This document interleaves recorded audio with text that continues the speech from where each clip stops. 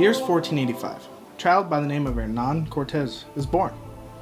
At the age of 14, his parents send him to live with his uncle to study Latin, and to ultimately become a lawyer. But Cortes didn't really want it to go that way. He wanted to do something more with his life, so he joined the army. And as fate would have it, he would become one of the greatest conquerors this planet has ever seen, and probably will ever see. Cortes leaves Cuba in spring 1519. He first arrives near the coast of the Yucatan Peninsula. One of his generals, Alvarado, attacks a Mayan temple. Cortes was upset with word of the attack. Cortes didn't want ruthless aggression to end the expedition quickly. This was a man who made his entire conquest around strategy and not brute force, mainly because he didn't have men to do so.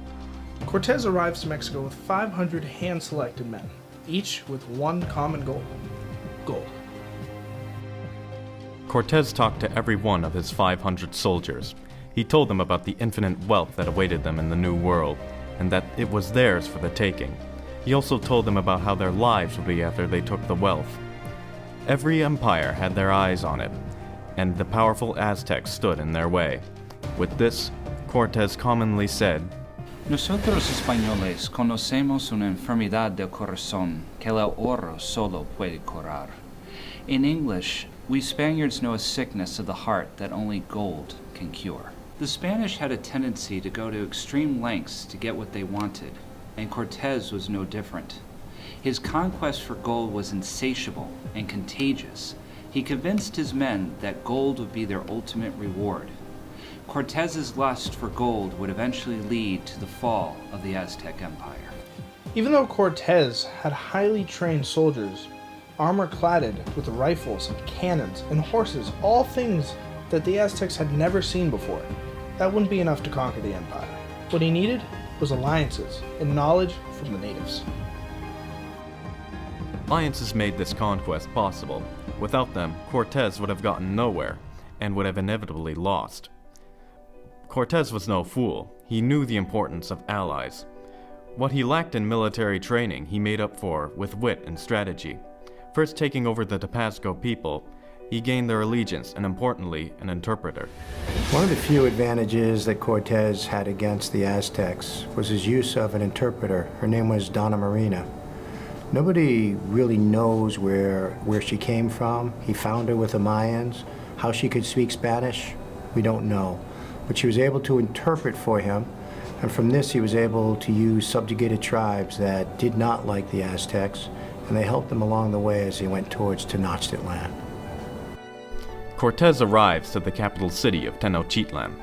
Montezuma II, being well read in Aztec religion, knew the serpent god Quetzalcoatl was to arrive. Cortes had the entire situation under control until he heard of another group of Spaniards coming to arrest him for disobeying orders. He fled the city and soon had a confrontation with them. Those who didn't die joined Cortes and marched back to Tenochtitlan.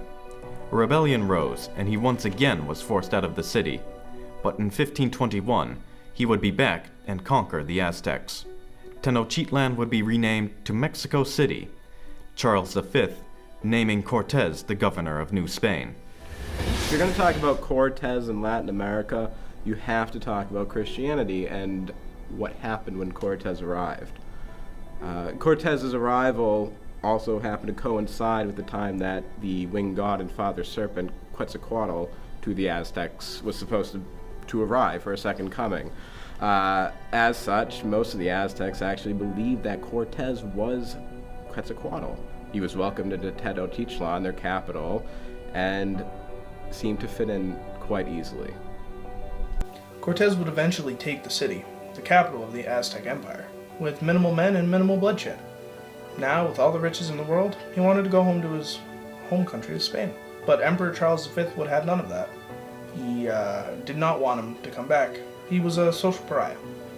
Now, Charles V received letters from Cortes bargaining with him, and eventually Cortes was allowed back into his country, where he died an angered man.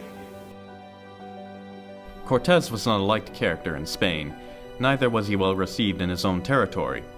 In 1524, he traveled to Honduras to suppress a rebellion.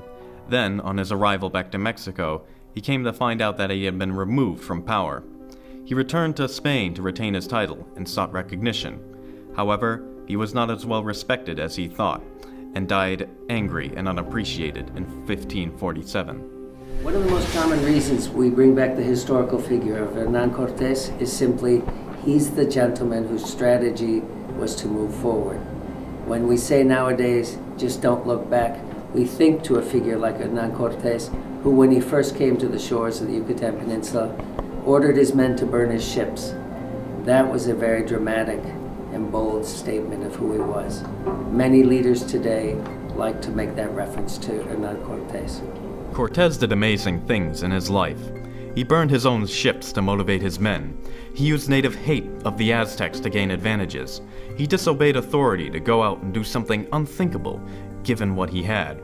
Many people in history had a wide impact on the world, but fewer people have conquered one of the greatest empires of the New World.